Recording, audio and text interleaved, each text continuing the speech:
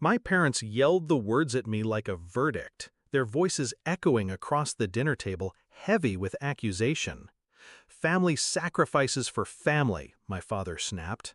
"Your sister needs you," my mother pleaded, her eyes sharp enough to cut.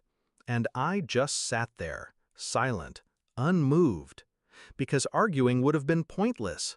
They weren't asking me to help her, they were demanding I empty my savings, the savings I'd built with years of quiet discipline, for her shiny new startup fantasy. I didn't argue, I didn't explain. I simply stood, pushed back my chair, and walked away. What they didn't know, what they could never have guessed, was that I'd already discovered the truth. My sister and I had never been equals. She was the golden child, reckless, adored, forgiven for everything. I was the shadow, quiet, steady, the one who carried responsibility without being asked. I used to believe we were allies. When we were young, she'd slip into my room during storms, trembling, and I'd hold her until she fell asleep. She told me once I was the only one who ever made her feel safe. I believed her, foolishly, because when she grew older, she learned how to use that bond against me. The first sign came last year, a strange withdrawal from my account, tiny, almost invisible. Then another, small enough to dismiss as error, but I don't dismiss anything. I checked, traced, watched, and the pattern revealed itself. Not mistakes, not chance. Her. She had been quietly siphoning money from me for months, using access I'd once given her when we were close. I confronted her? No. I waited, because betrayal isn't just an act, it's a window into character. If she'd do it once, she'd do it again. And she did. I gathered everything, bank statements, transfers, even her careless emails bragging to friends about how dumb I was for not noticing. That was the night my trust died. I didn't rage, I didn't cry, I didn't beg my parents to see her for what she was. No, I planned. I stopped being her shield, stopped being their convenient backup plan.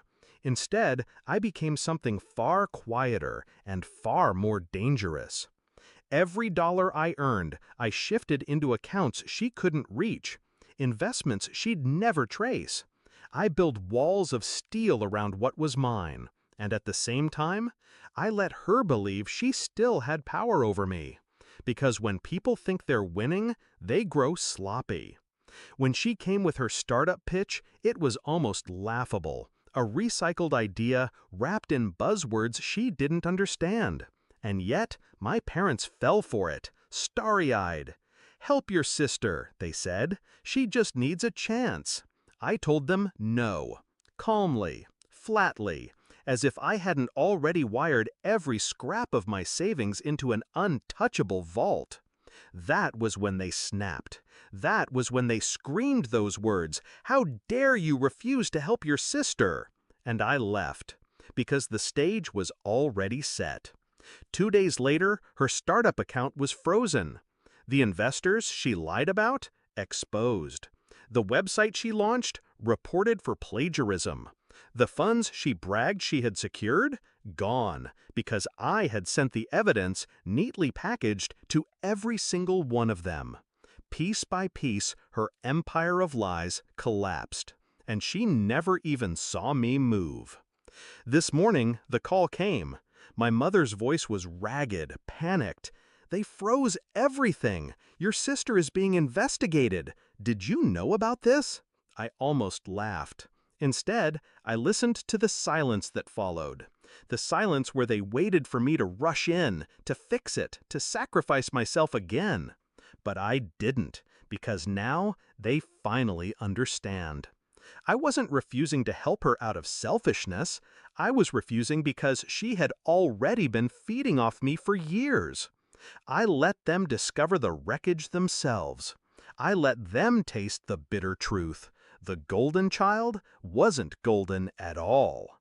So when I stood at the window this morning, coffee in hand, and watched the sunlight creep across my quiet apartment, I felt nothing but clarity. She had played her game, I had played mine. But unlike her, I don't bluff. I don't gamble. I calculate. I execute. I finish. My parents once told me family means sacrifice. They were wrong. Family means accountability, and she earned hers. I didn't argue, I didn't shout, I simply walked away.